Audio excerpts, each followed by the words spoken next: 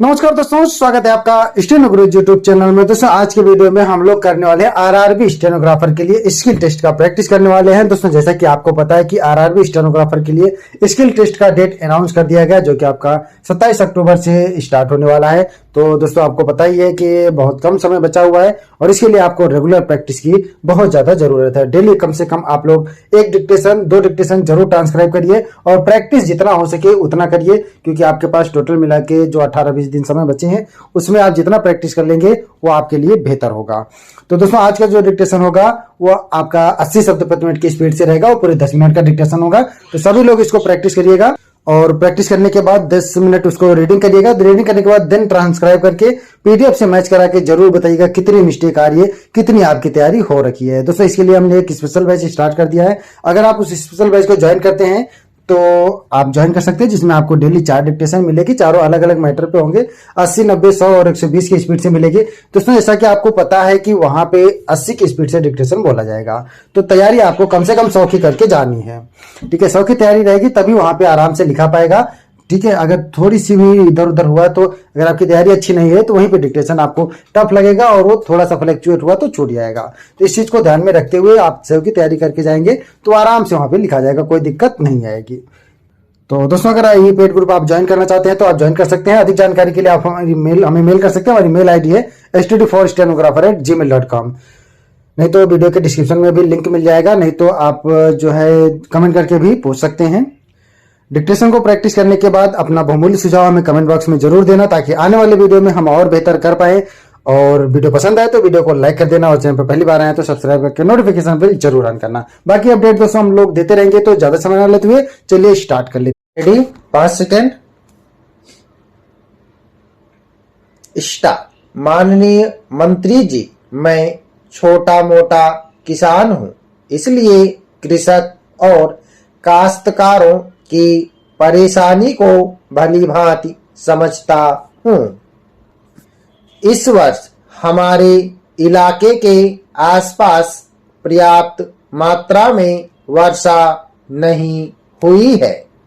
इस कारण से धान के रोपाई का कार्य नहीं हो पाया। मात्र 10% रोपाई हो पाई। पानी के अभाव में उसमें भी फसल नहीं हुई, इसलिए कृषक लोग अनशन पर बैठे हैं। इस संबंध में कृषक ज्ञापन देकर प्रशासन से मुआवजा मांग रहे हैं।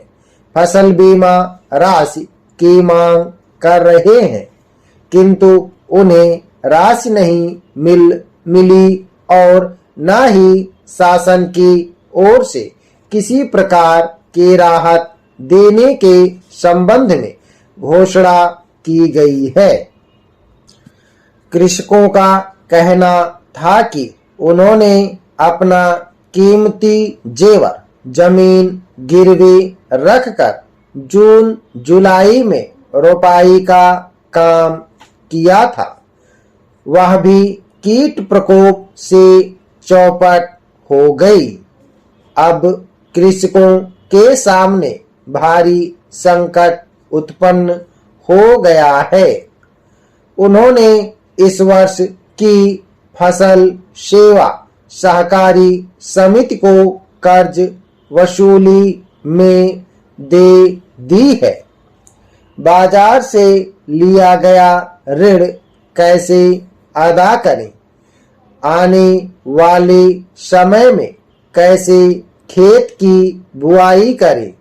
इस विकराल समस्या से कृषकों को भारी चिंता हो रही है।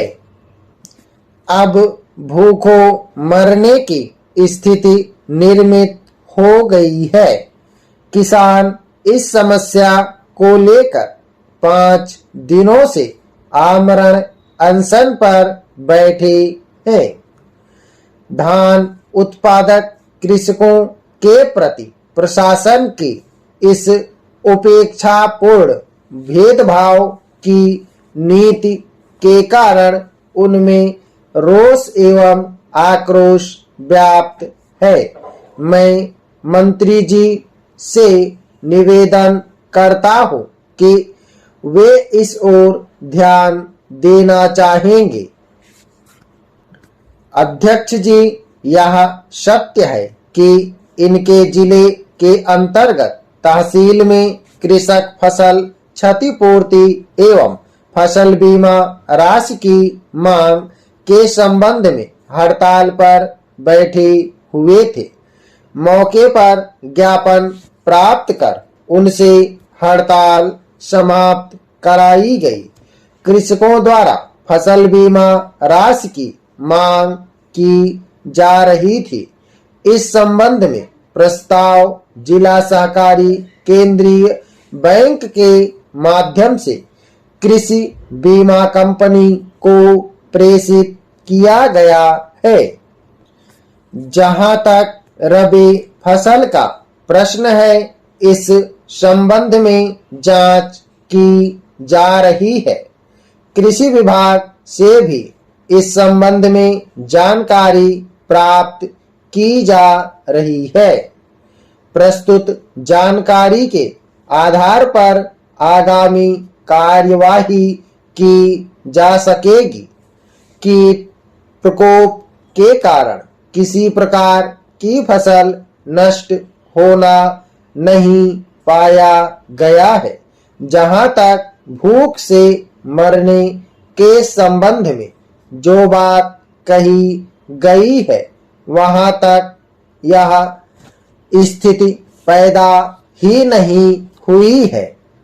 शासन द्वारा धान उत्पादक कृषकों के प्रति कोई उपेक्षा भेदभाव नहीं किया जा रहा है और न ही शासन प्रशासन के प्रति कोई रोष या आक्रोश व्याप्त है।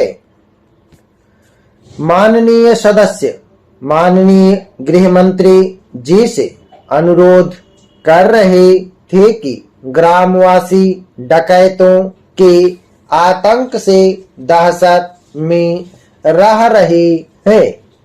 उनके द्वारा पहाड़ी क्षेत्र में वारदातें की जा रही हैं।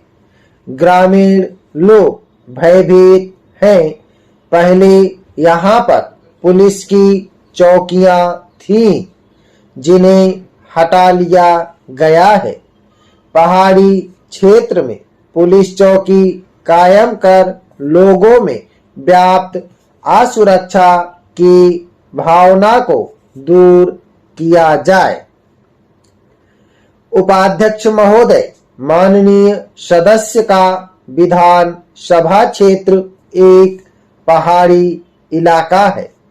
पहले कभी डकैत गैंग सक्रिय था।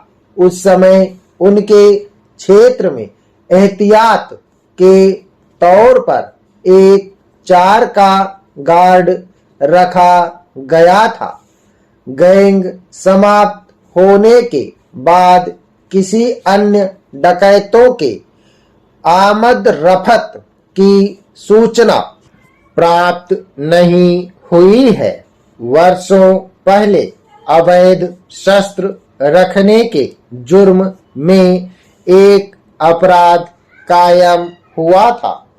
महकमे द्वारा बताया गया है कि गंभीर अपराध, हत्या, डकैती, लूटपाट, अपहरण संबंधी अपराध घटित नहीं हुए हैं।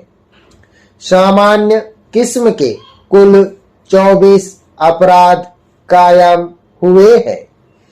जब उत्तर प्रदेश, मध्य प्रदेश में डकैत सक्रिय था, उस समय जिले को 5 से 6 कंपनियां विशेष सशस्त्र बल दस्यु उन्मूलन अभियान के तहत दिया गया था।